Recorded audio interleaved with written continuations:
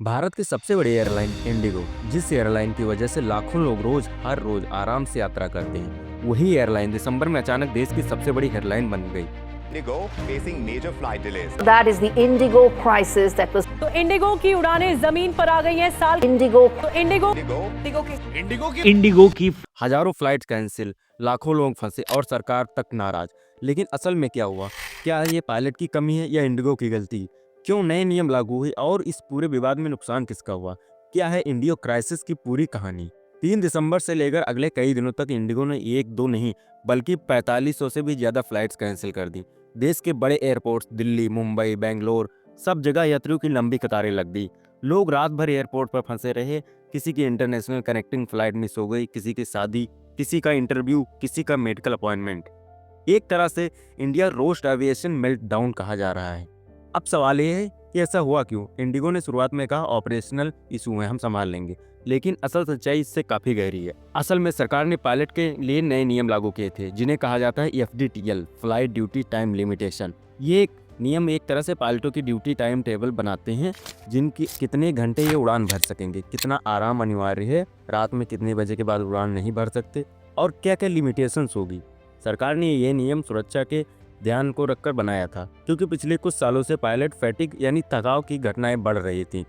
अब बात करते हैं असली चीज की, नए पायलट नियम जिसके कारण पूरी गड़बड़ी शुरू हुई।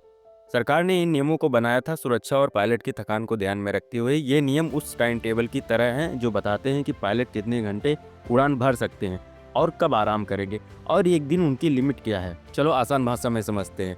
मैंडेटरी रेस्ट, पहले पायलट कम आराम के बाद भी उड़ान पर जा सकते थे, पर नए नियम कहते हैं पायलट को हर उड़ान के बीच इतना आराम देना जरूरी है कि वो पूरी तरह फ्रेश हो जाएं।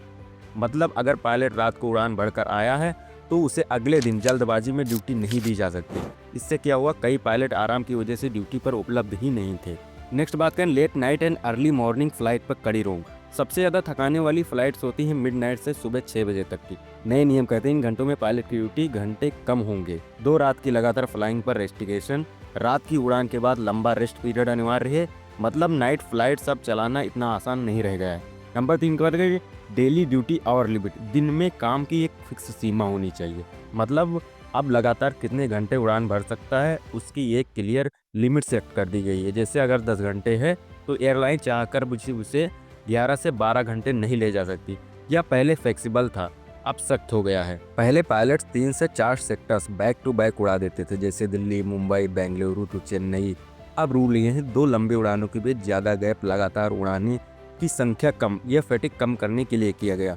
पहले एक दिन में कई छोटे छोटे फ्लाइट्स मिलाकर पायलट का दिन लंबा हो जाता था। नए नियम में ऐसा संभव नहीं है, क्योंकि ड्यूटी क्लॉक जैसी लिमिट तक पहुंचता है पायलट को कंपल्सरी ऑफ दिया जाता है। इससे समस्या क्यों हुई? नियम बिल्कुल अच्छे हैं, सुरक्षा के लिए हैं, पायलट्स की हेल्थ के लिए हैं और यात्रियों की सुरक्षा के लिए भी हैं, लेकिन इंडिगो ने अपने फ्लाइट शेड्यूल और पायलट रोस्टर के इन नियमों के हिसाब से अपडेट ही नहीं किए। इसका नतीजा पायलट आराम पर थे, शेड्यूल पहले जैसा था और फ्लाइट उड़ाने के लिए क्रू ही नहीं बचे थे। एकदम से सैकड़ों फ्लाइट्स नो पायलट अवेलेबल की वजह से रद्द करनी पड़ गई। ये थे वो नए नियम जो सुनने में सिंपल हैं, लेकिन एयरलाइंस के लिए प्लानिंग और स्टाफिंग में बहुत बड़ा बदलाव मांगते हैं, और इंडिगो से यही मिसमैनेजमेंट हो गई। DGCA ने एविएशन रेगुलेशन के मुताबिक इंडिगो को समय रहते अपने क्रू रोस्टर, शेड्यूलिंग सिस्टम और स्टाफिंग के नए नियमों के हिसाब से बदलना चाहिए था, लेकिन इंडिगो ने कैलकुलेशन गलत किया। दिन में काफ़ी फ्लाइट शेड्यूल कर दी गई, लेकिन नए नियम के हिसाब से इतने पायलट ही उपलब्ध नहीं थे। मतलब कंपनी ने वो फ्लाइट्स अप्रूव कर दी जिन्हें उड़ाने के लिए क्रू ही नहीं थे। परिणाम क्या हुआ? एक से एक सैकड़ों फ्लाइट्स नो क्रू अवेलेबल की वजह से रद्द होती गई। यही असली क्राइसिस की जड़ बनी। इस गड़बड़ी का सबसे ज़्यादा ठप्पा जनता को लगा। एयरपोर्ट पर लंबी लंबी लाइंस, कई घंटों की देरी, बच्चे और बुजुर्ग एयरपोर्ट पर फंसे, कनेक्टिंग फ्लाइट मिस, कई यात्रियों को होटल तक नहीं मिला। ऑन द स्पॉट कैंसिलेशन से भारी टेंशन हो गई। कुछ लोग 20 से 22 घंटे फंसे रहे और यही तस्वीर सोशल मीडिया पर वायरल भी हुई। सरकार की तरफ से तुरंत कार्रवाई की गई। DGCA ने इंडिगो को आदेश दिया अपनी फ्लाइट में 10% तक की कमी करो, स्लॉट्स दूसरी एयरलाइंस को दिए जा सकते हैं, यात्रियों को 100% रिफंड दो, रीजन का पूरा डेटा जमा करो, नए पायलट्स रेस्ट नियम का कड़ाई से पालन करो।